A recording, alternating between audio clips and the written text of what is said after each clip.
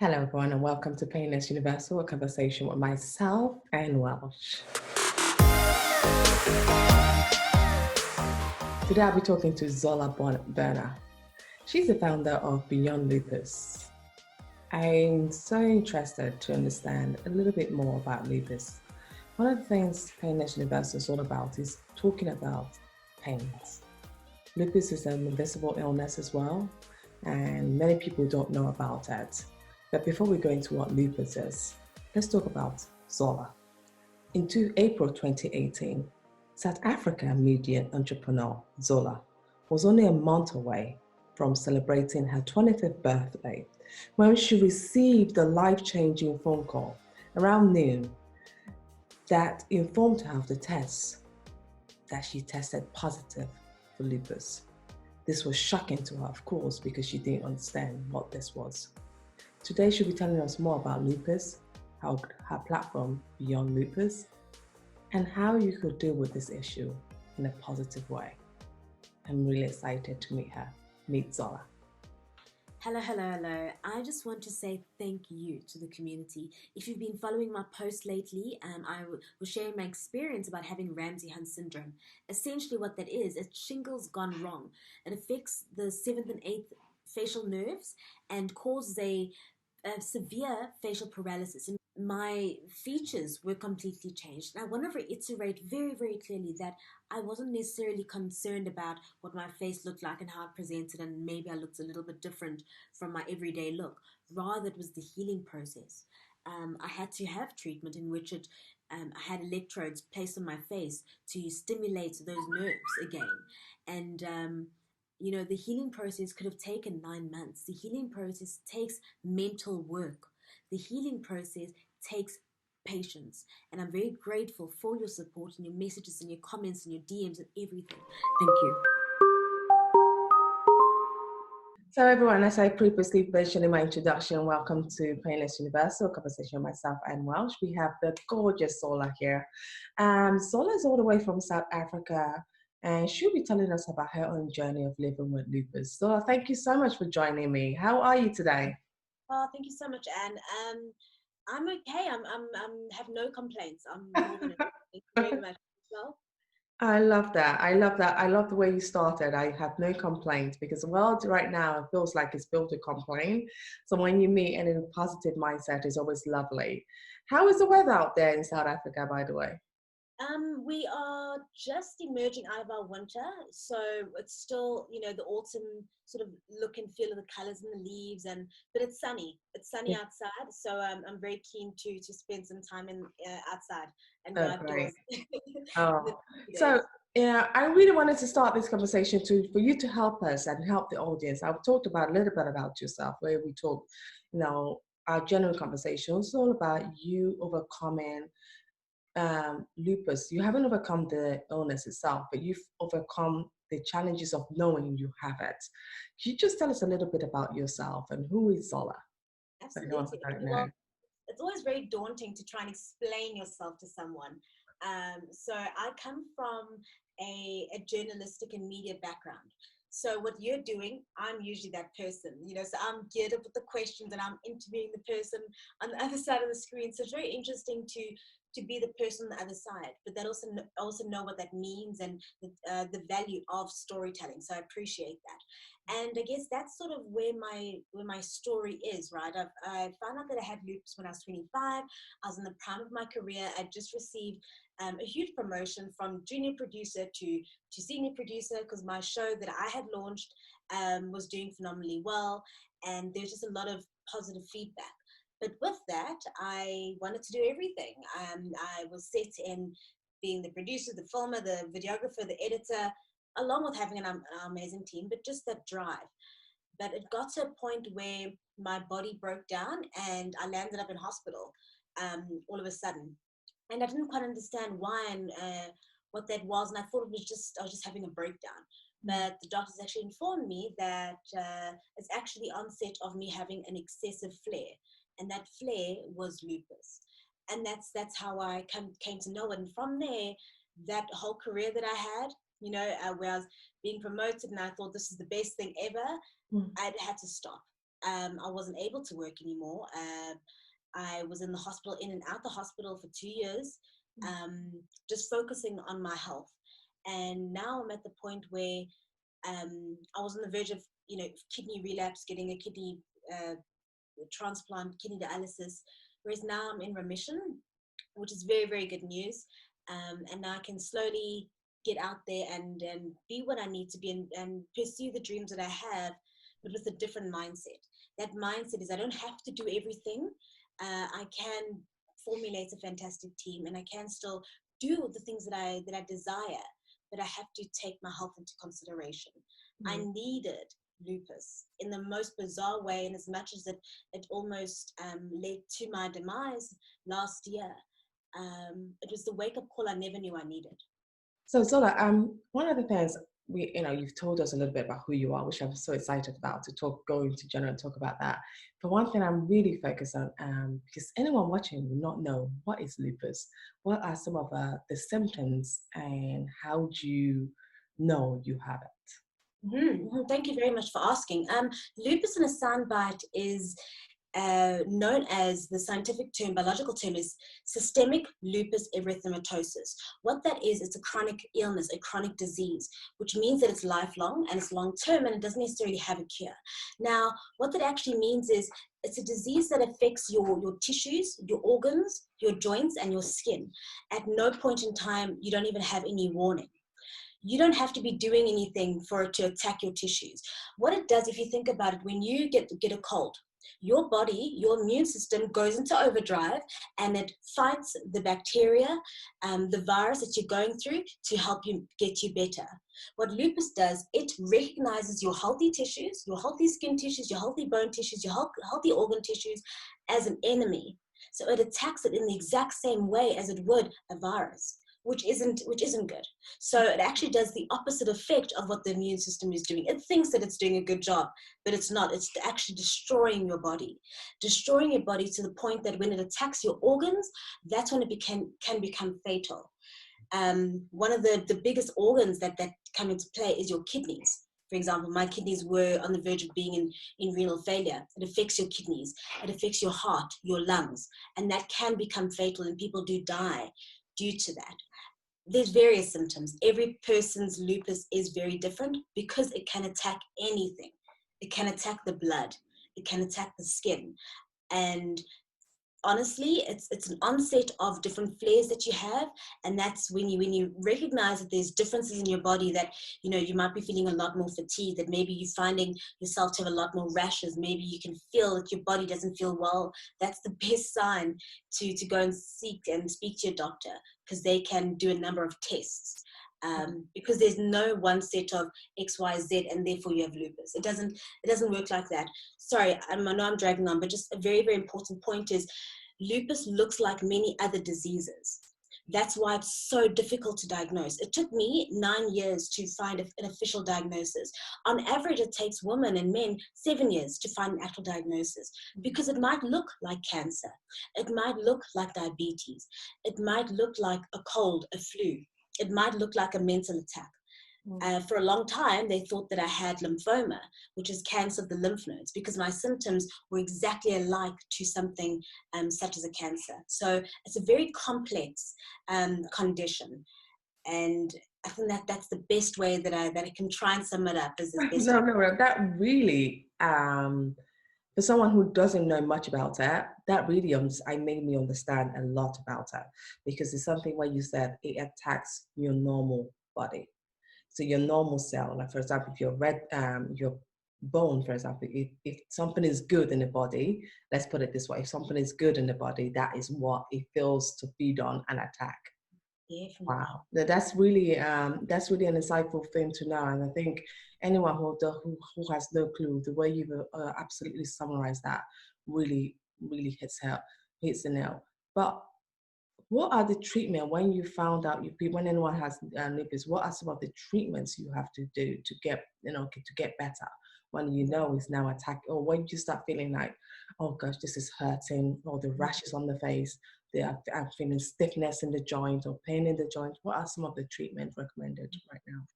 So now, because lupus looks like so many different diseases and it takes so long to diagnose, there's no specific lupus treatment, right? So a lot of the treatment is borrowing different treatments from other conditions, such as chemo. Chemo is a very big treatment that lupus patients go through. Why? Because chemo is an immune suppressant for cancer patients, and therefore they use it for lupus to suppress your immune system so that your immune system is not overactive. Because when your immune system is overactive, then it wants to attack all your tissues. That's why chemo is a very common, predominant treatment. The next is something called dialysis. So as I said, it affects the organs, and one of the organs that it mostly affects is the kidneys, and therefore dialysis comes into play because you need to filter out your kidneys and your organs. Another one is a drug, hydroxychloroquine, and I'm not too sure if you've heard, but a few months ago with the whole COVID-19 pandemic, Trump made a statement and said that hydroxychloroquine is the drug that is going to cure COVID-19. Yes. That drug is a lot of lupus survivors' lifeline. That's a drug that we use. It's actually an anti-malarial drug to help suppress the condition as well. So, you know, those corticosteroids, a lot of different diseases and conditions use cortisone. That's also a big drug, once again, to try and suppress the immune system so the immune system does not become overactive. That's, I guess, the good basis or the pillars of the types of medication that you can get. What about, how does it affect your day-to-day life? Like someone who's been recently diagnosed, because it says it's a condition in many, in the sense that you could get the kidney problem, you could get face rash, you could get joint pain. So because it's a condition in many, how does it affect one's day-to-day life? I think the best way to explain it is when you get diagnosed, you just need to know that your life is going to change drastically. So if you were a person that was a go-getter and on the ball all the time, you need to know that either you are going to have to consider scaling down your hours, you're going to have to consider working part-time, you're also going to have to consider working from home. You might also have to consider not working at all. That's how it can affect in terms of your day-to-day career lifestyle. The next is your immune system is so suppressed. The best way to explain it for people is COVID-19. What did COVID-19 do? It threw people into a mental and health overdrive that I need to take care of my health because my immune system is not as strong as what I thought it would be. If I get into contact with someone with coronavirus, there's a high chance that I could get it. And I could actually pass away, and it can be fatal. That's what a lupus patient goes through on a daily basis because our immune system is so suppressed, our immune system is so weak. Therefore, you might not want to be going to all the social gatherings that you used to go to. Myself, I was a social butterfly. I would go everywhere. I love interacting and engaging. But it got to a point where I had to just take a step back and think, okay, hold on, is this worth it? I don't know what my immune system is going to do. If someone is just sick, if someone has a cold, that could mean that I could go into hospital. Quick example, I had met with a good friend and they just had a slight cold. The next day, I landed up with a huge rash on my face and a facial paralysis. And I was thrown into hospital for 3 weeks. And it turned out that I got shingles just from someone having a little bit of a cold. So that's how it changes your life. It forces you to reevaluate and necessary and what's really, really important. And I think the best way to explain what it does, look at COVID-19. How did COVID-19 impact your life? That is how lupus impacts our life every day without even looking at coronavirus. Actually, speaking of COVID-19 coronavirus, that must have been a scary time for you. I mean, you really have this lupus and it already affects your immune system. And then adding COVID-19, how was it? Was it more a scary time for you, or was it like, well, I deal with this on a daily basis. This is my life. We're not allowed to go out anyway. And even if I do go out, I'm always cautious of what I do. So I just don't go out. Or was it a time where you said, gosh, this is an added pressure on me. I can't deal with this. How did you deal with COVID-19? That's a very good question. Everyone asks me that, like, if your life must have changed. I'll be really honest with you. It didn't necessarily bother me because I've been in a lockdown for 2 years, or I've been in a lockdown for 2 years already. My life has been quarantine. The only real concern really is perhaps when I went to the hospital, instead of my family being able to visit me, they wouldn't be able to, you know. And the other thing is that I was worried for the sake of people around me, because I had the benefit of 2 years of practicing self-care and health and washing my hands and watching where I go and staying indoors, and also being able to manage working from home. People right now, they've just been thrown into it. That's where my concern was. My concern was them having to readjust to what that looks like, to what their day-to-day looks like, because I had that practice. I had that practice for 2 years. I guess that's the best. Maybe it's not the most ideal answer, because I know that, you know, people. Yes, of course, I had to worry about my health, but I already wasn't going out, so it doesn't really change it. It's just.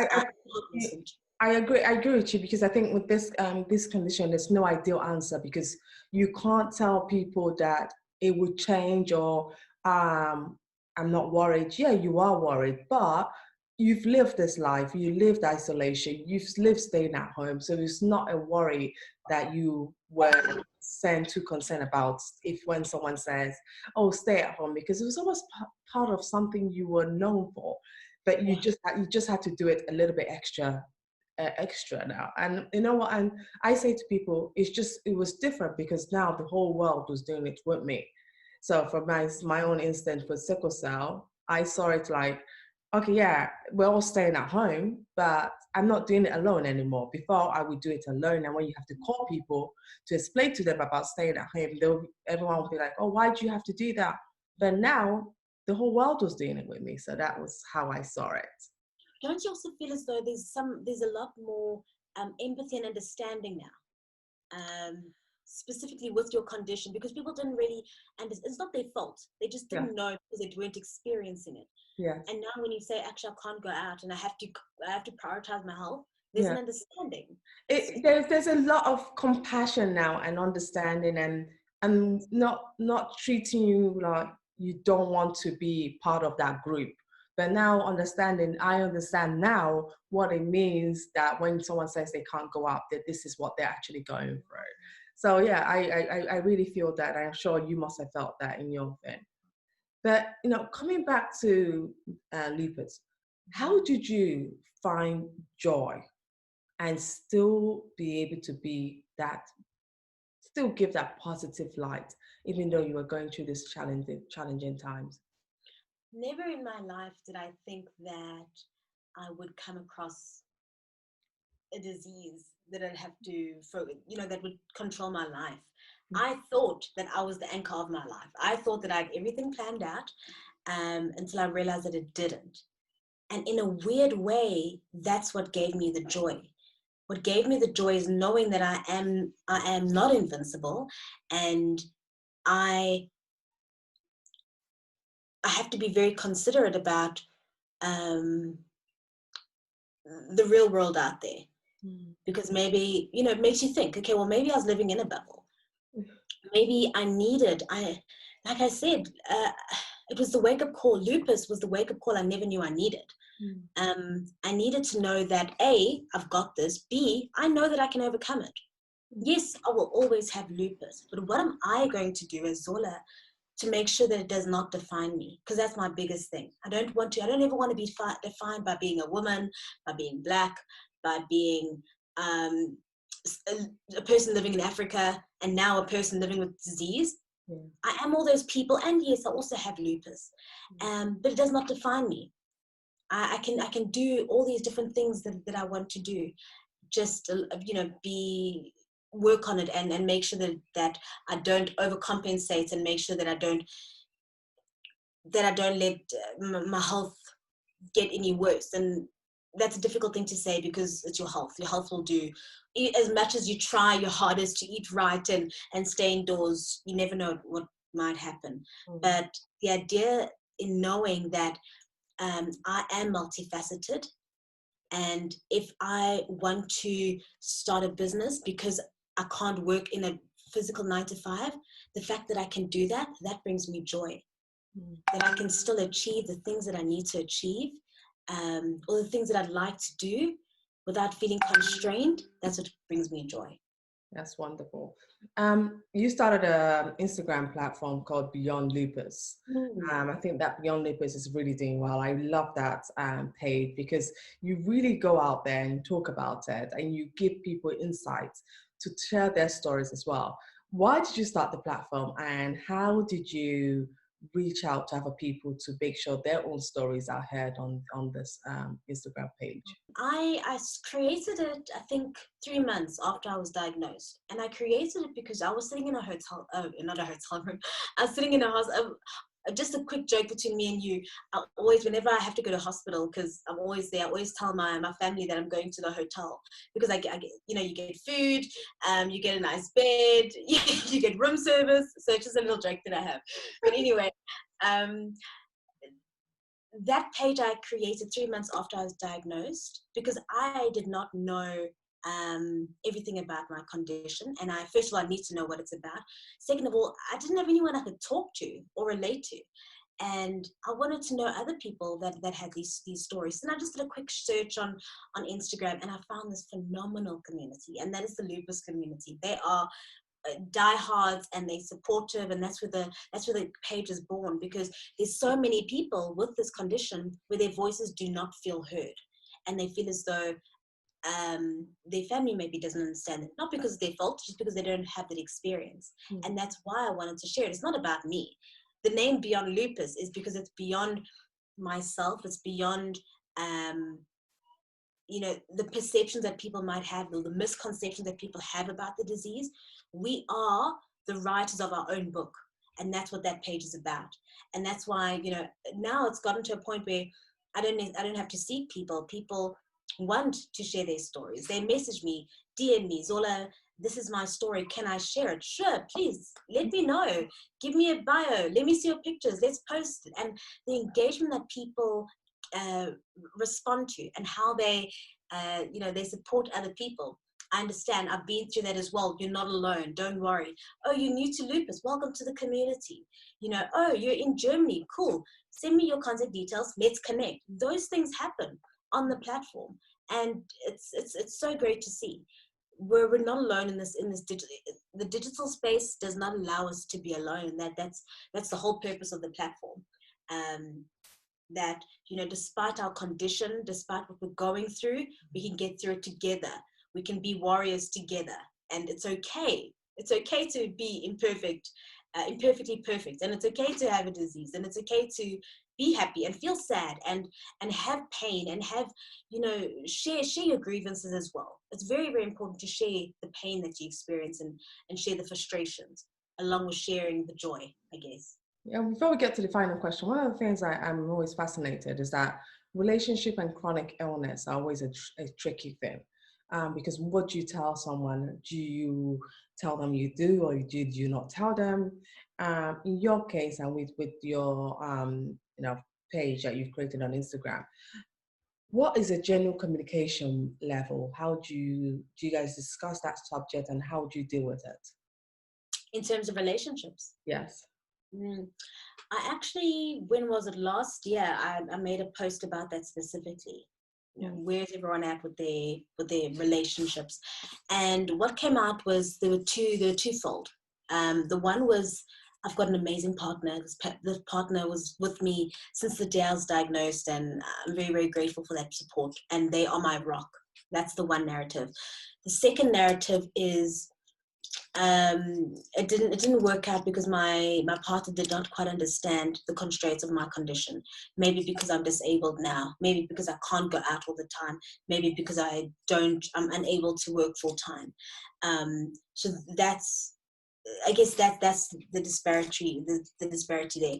And we've had that conversation, definitely. It does come up, but I think the main thing here is aside from it being focused on your partnership in a relationship, is first cultivating and accepting the relationship with yourself and lupus, because lupus now is your lifelong partner, and getting to terms with that relationship is, I think, the first base that we look at and aspire to.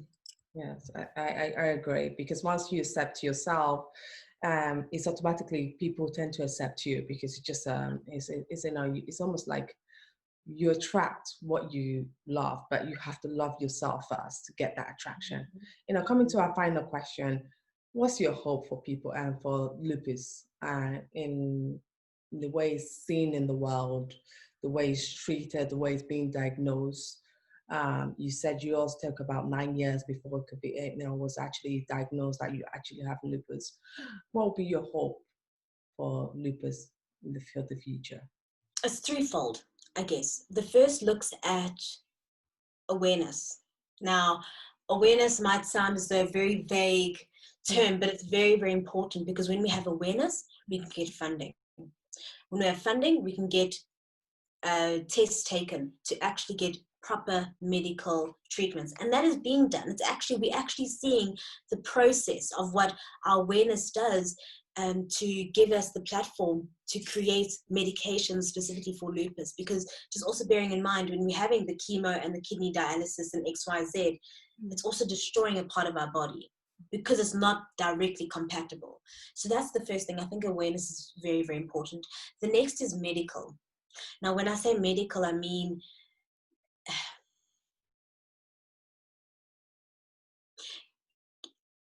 allowing people to have a good, they call it a lupus care team. So lupus care team is the different doctors that you have to treat your condition.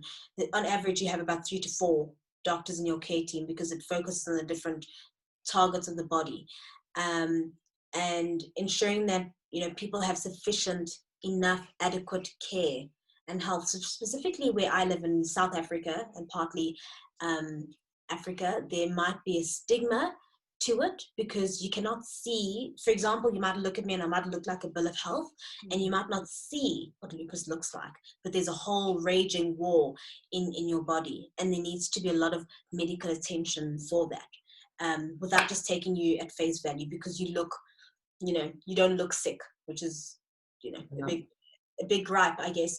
And the last one is on a personal front, on someone that actually has the condition, is understanding that your condition is not what defines you, that despite it all, you are still a warrior. And that's why, I did create a series called I Can Be Both. And what that means is I can be both in terms of I can have a chronic disease, but I can also set out on a career and do something that fuels my passion. And yes, maybe it might not mean that you don't work a 9 to 5 with your former company or your corporate. Maybe it means that you can create your own thing, so that you can build a bit of stability for yourself, to a certain extent financial stability, and that's possible with the digital platform, because you can work it at your own pace, you can create what works for you, and you can collaborate with all of us. We're all here to help you build that business. And that's the biggest thing that I really want to focus on, because a lot of people have disabilities, and they get and it's very easy to feel discouraged that, oh gosh, now I've lost my job, I'm disabled, I can't actually go and work in this 9 to 5 job. It doesn't have to be like that. Those medical bills are expensive. It's expensive. And we almost want to try and cultivate that sense of feeling as though you can drive where your condition goes, by still being innovative and creating new products, and not everyone is business minded, I get that, but innovating in a way that can provide you some type of stability. That's very, very important, knowing that you can still pursue a career and you can still do the things that you want to do while living with your condition. You just have to take it easy now, and you have to figure out how you can do it online. Well, that's amazing. I truly agree with that, because there's nothing with chronic illness, invisible illness particular, people judge on the way you look, and not realizing that you're actually fighting a big battle internally, but people just assume when they see you that that's how you should look. But also Yeah. the stigma around it, the physical cost of invisible and bad illnesses is what people don't even talk about, because it costs so much, a lot, for people to be looked after, to buy medicine. And I love that. I love your message, because that is very, very true. And if these could be looked at in the future, that will make a huge difference, not just to the lupus community, but I think to chronic illness and invisible illness in general. Thank you so much, Zola, for sharing that message with me, because I'm truly honored to have you today to share these key messages and to really enlighten us on an illness that people don't speak much about. But you have been bold to fight that stigma and gone out there and share your story. Thank you so much for joining me.